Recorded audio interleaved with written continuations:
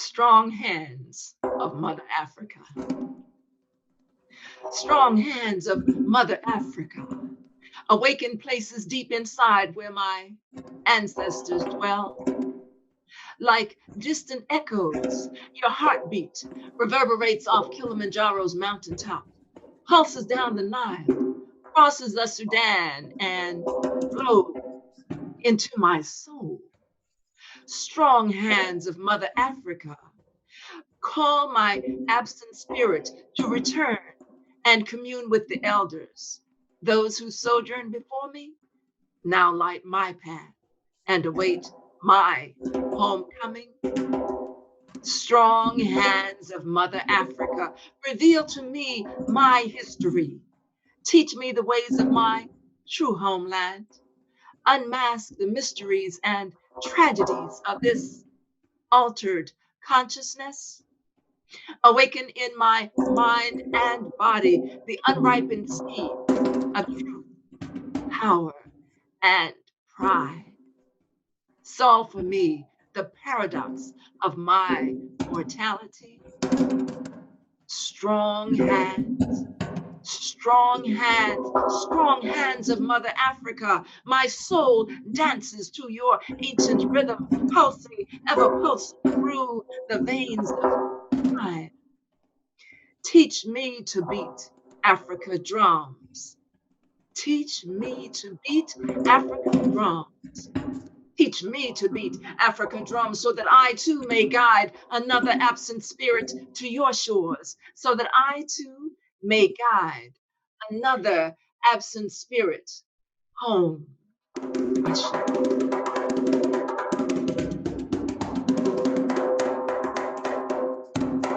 License and registration, he consents your acquisition. On the head of the fallen angel. This is a team effort. Remind me to keep going. Tie my shirt. Did you know that your hands came with a ripple effect? Like silk. We got the same dreams. I mean, blood, sweat, and tears win by any means poetry. Sway, look at me. Is a piece of the pie too good for me? Some may call it rock the mic. We call it poetry. Hello, welcome to Sojourn with Words. I'm your host, Sistah Joy, and we are thrilled that you chose to join us once again for, now our 15th year on air, sharing poetry and poets from primarily the DMV, DC, Maryland, and Virginia, but certainly wherever we find poets of excellence, we're presenting them right here on Sojourn with Words.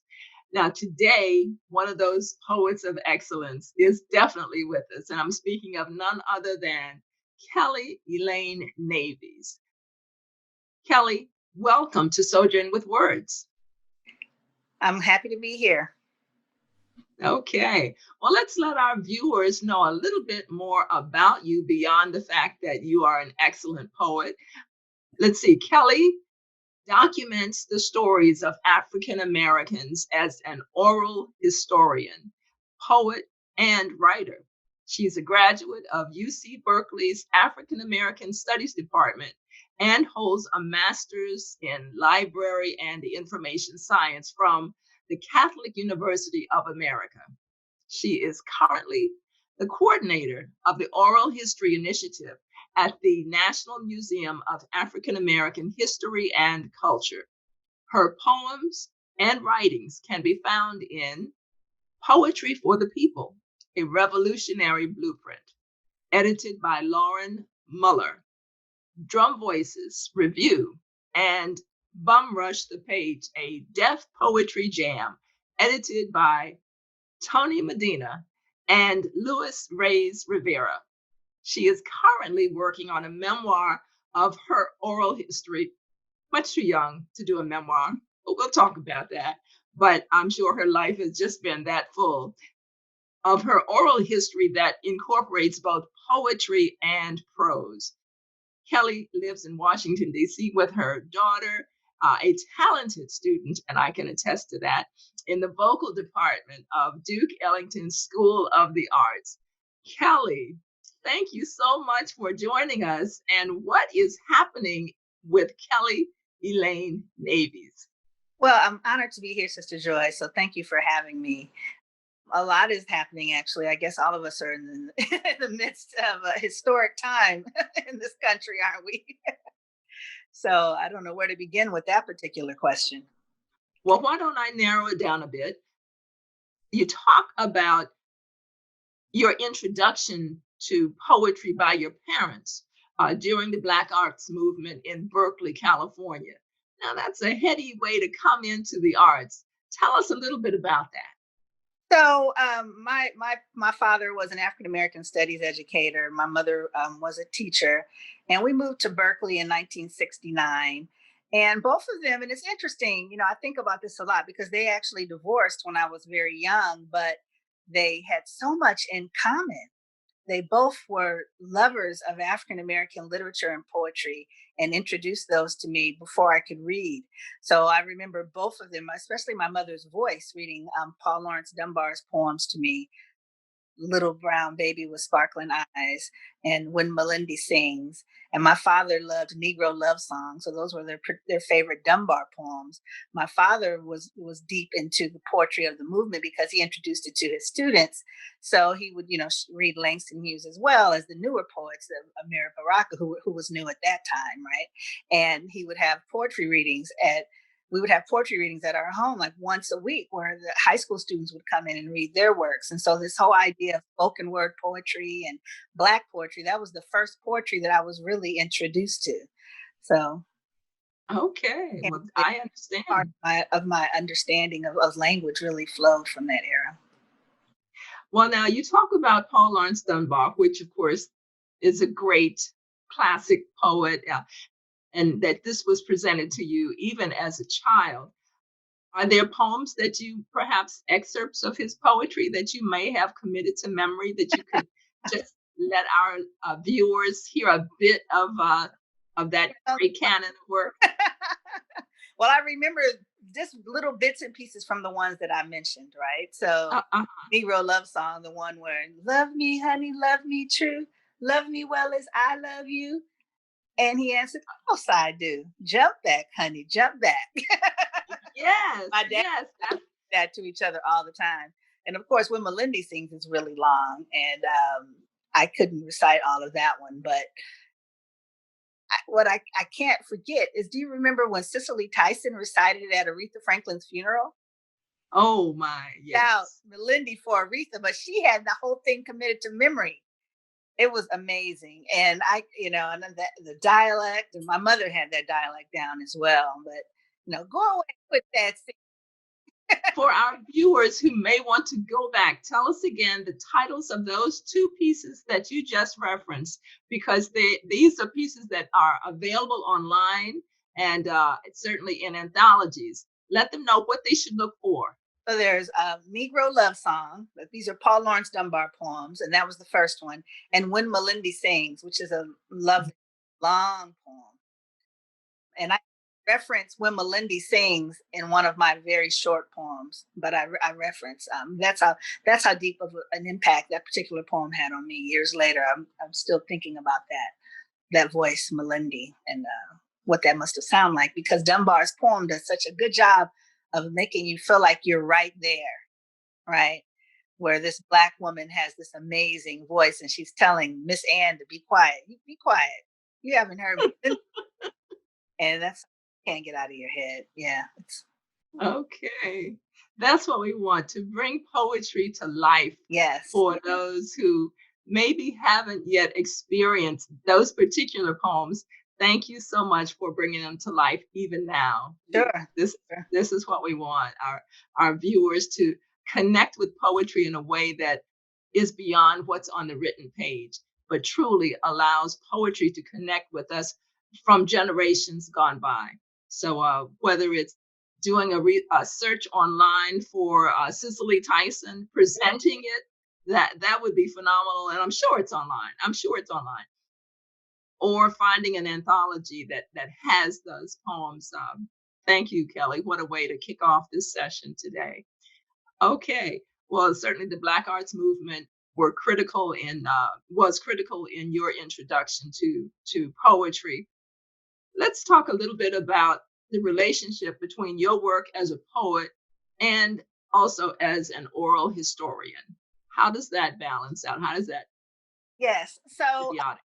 an interesting connection. It's when I review my poetry, I find that a lot of the poems that I've written come from stories that I've heard or conversations that I've had with my elders, which of course makes a lot of sense when I think about sort of my entry into poetry through not only my parents reading it to me, but also being surrounded by elders at different cultural events that we were always going to, and just being drawn to their stories and the sounds of their voices. And I was first introduced to oral history as a formal discipline in a class at seventh grade, really, which I think was quite a gift. And I didn't even particularly like this teacher, but she gave us this oral history assignment. And I realized this was actually a thing. Like, this is a thing, like listening to people and recording their stories is something you can actually do, which I had been doing informally, of course, right?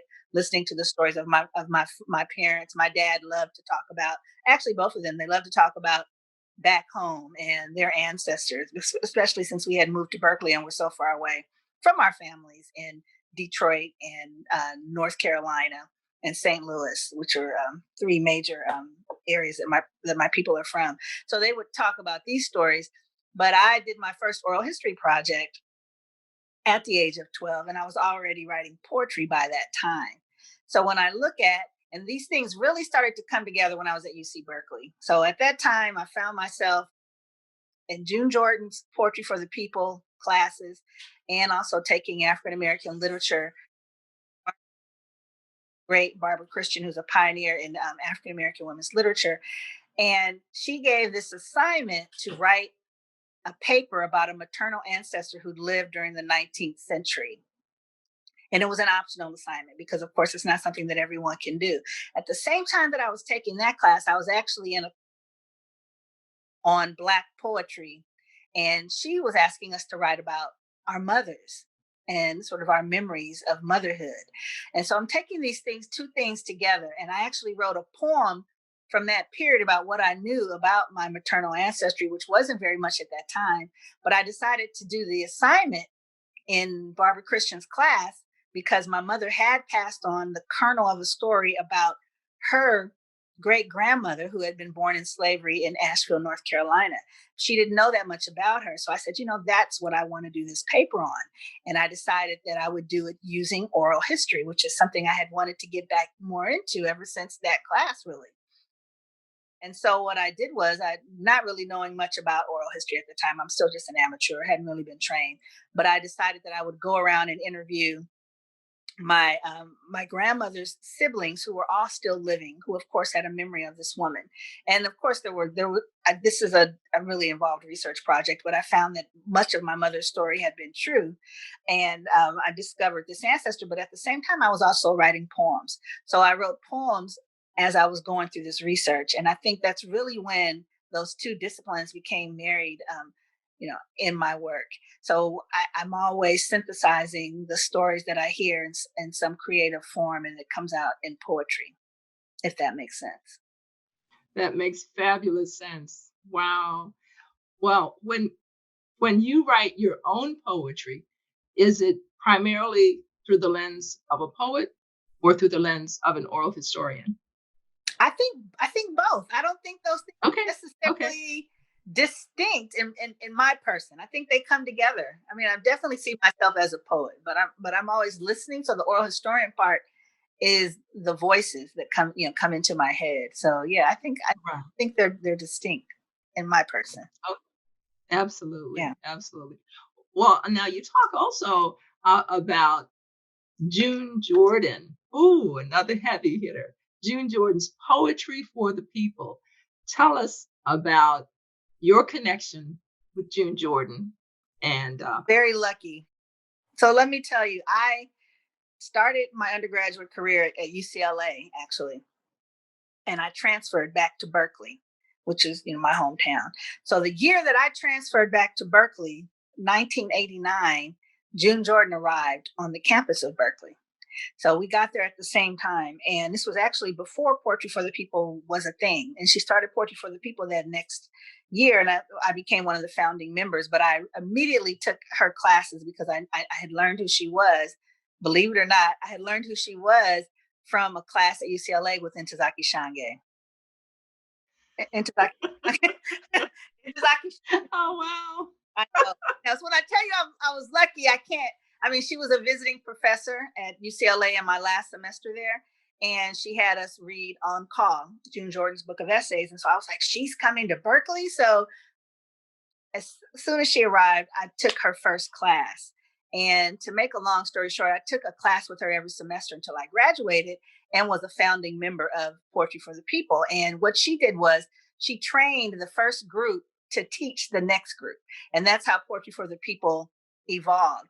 And she had student poet teachers. So once you took that first class, you became a poet teacher. And then you would have a small group of students and you worked with them. So it was a way of not only teaching you to write poetry, but teaching you to teach poetry, right? And then Oh, also an activist component because that's June Jordan. So she had us going out into to the community, and we did poetry workshops with Glide Church in San Francisco, for example, and worked with recovering addicts. So there was always an activist component, and that was also something that she stressed. I mean, poetry, you had to be writing something that was saying something, right? She didn't believe that poetry should be written for just poetry's sake. And I don't necessarily always agree with that because sometimes you can just write a poem about something silly. But June wasn't about that life.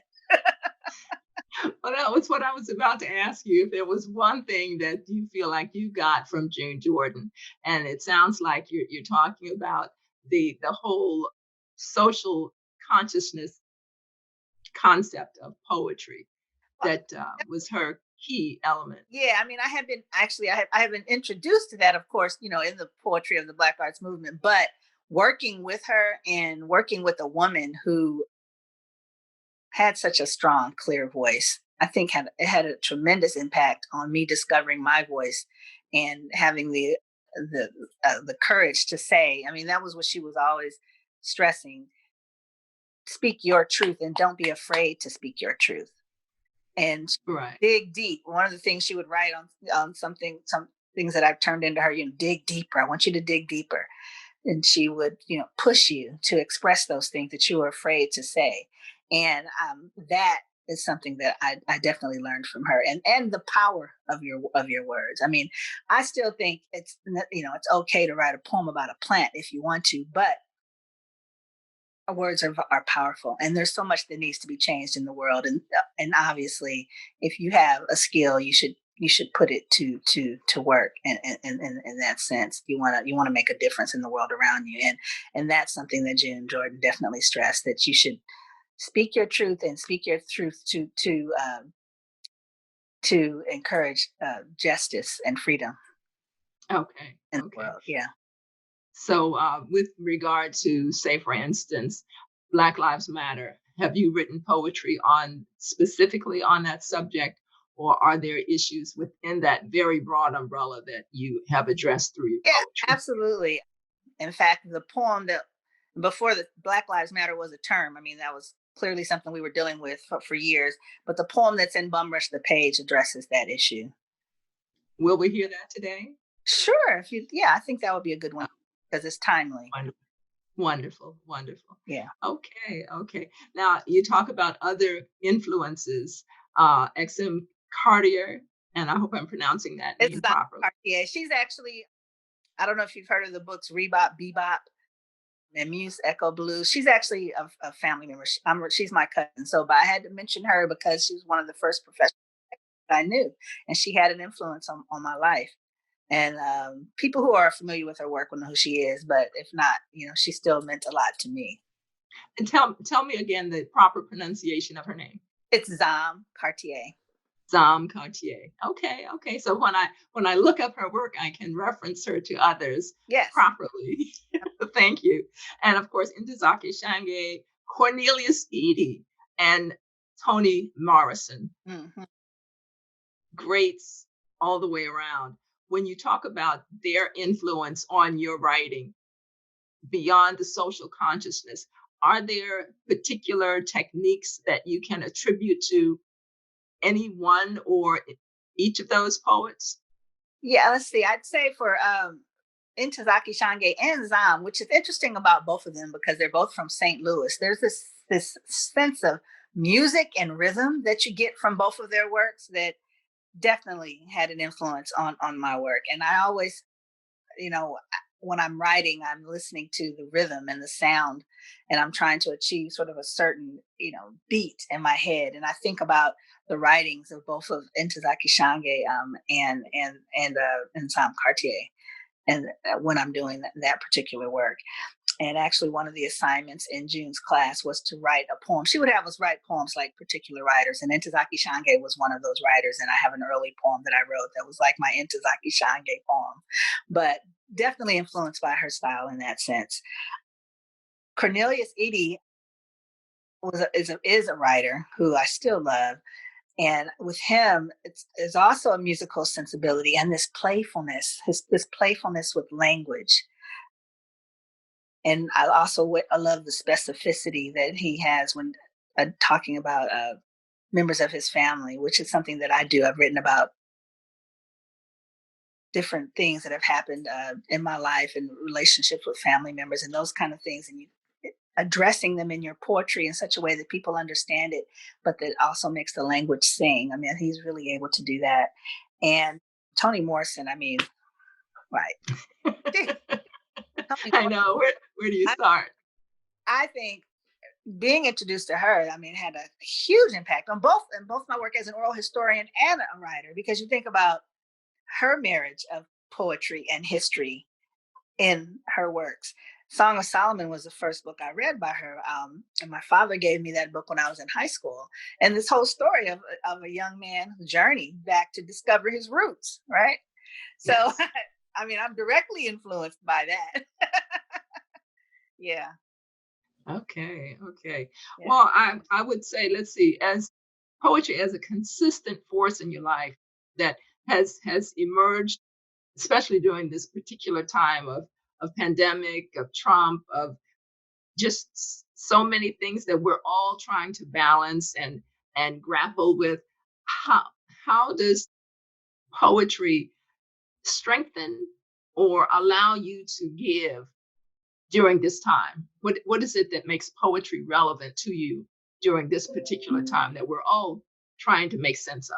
Well, for me, poetry is something that I find that I even if you think you're not writing poetry, it comes, right?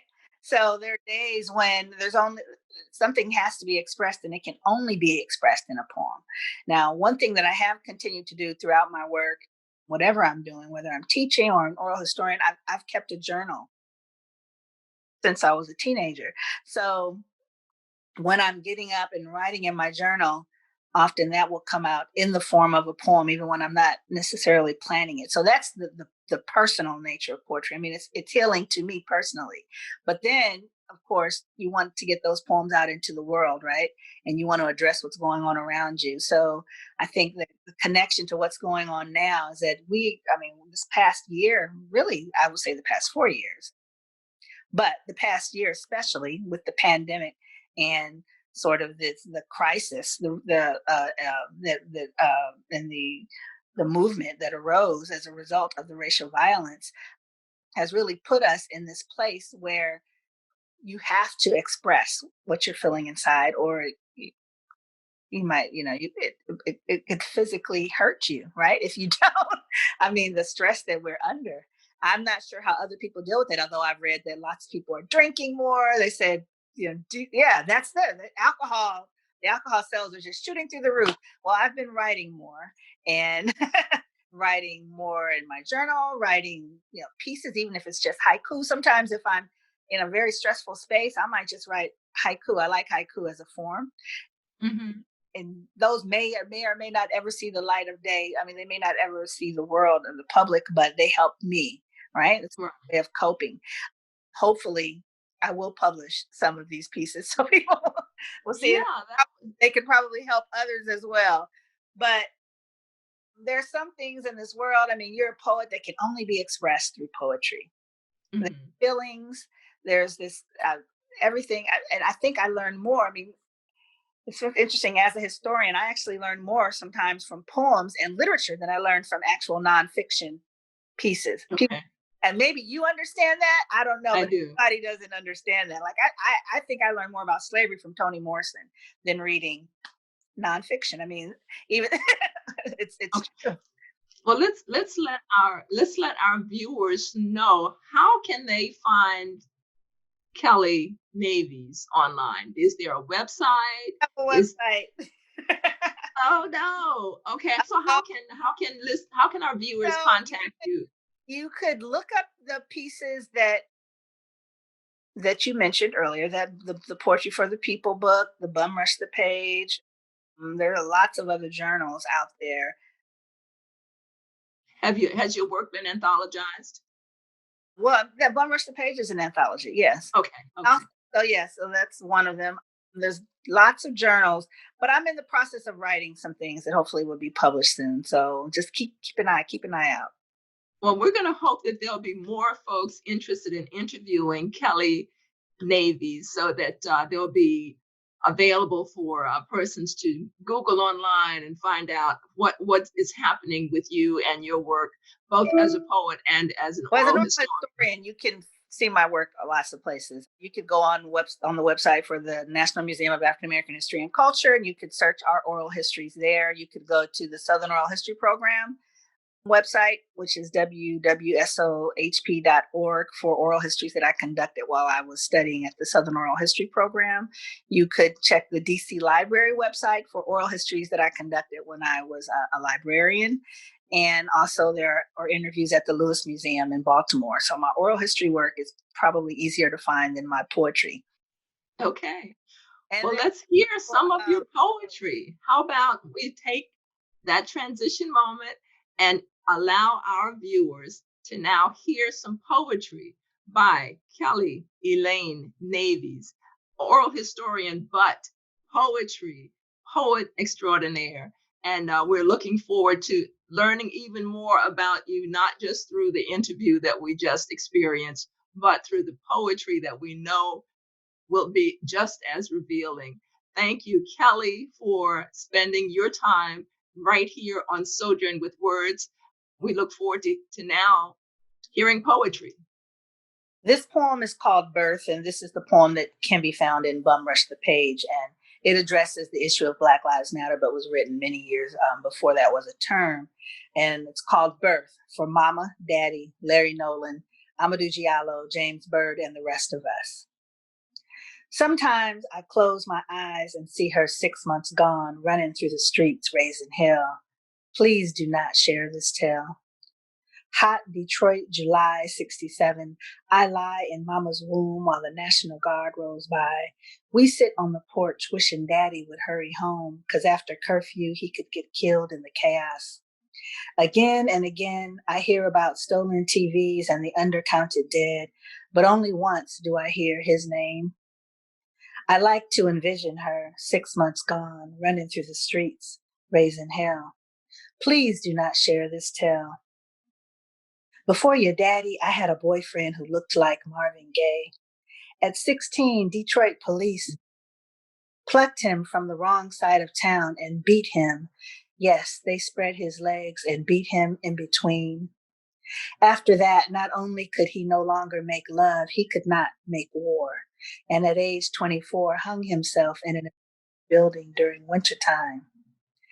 I ran screaming through my mama's house.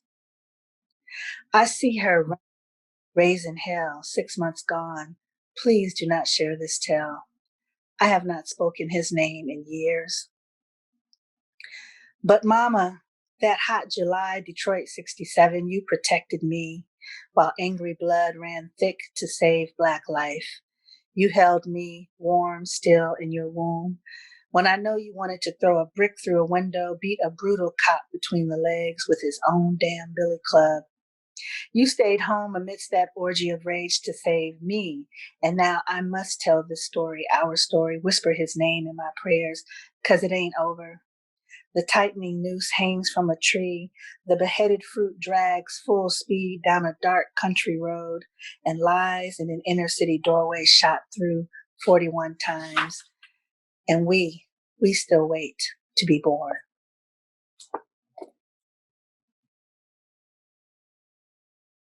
And the second poem I'm going to read is something that came out of my research on my great-great-grandmother, and it's called Wild Grapevines. Over 100 years she walked, grandmother of my mother's mother, many miles over land stolen from the Cherokee, looking for herbs to heal her children. Baby, would you like some sassafras tea, she might say, with a Smoky Mountain twang? Or don't you want a piece of grandma's hot bread, child, before walking another high country mile? From wombs of many sisters she pulled forth new life, and this gift she passed on to Annie, mother of my mother's mother, the one Mama saw rising from the ground while calling on spirits with the holy sound of her voice. Strong Annie married a weak and angry man who tried to beat the wings off her back. But the singing wind tells me that Annie will always fly, 'cause her 7 daughters left the mountain swinging on the ends of wild grapevines. One of the 7 gave birth to my mama, who then gave birth to me, who gives you this poem so you will see that the beginnings of my woman, me, speak to the beginnings of us all, our women, we. And I think the third poem, I'm going to switch it up a little bit.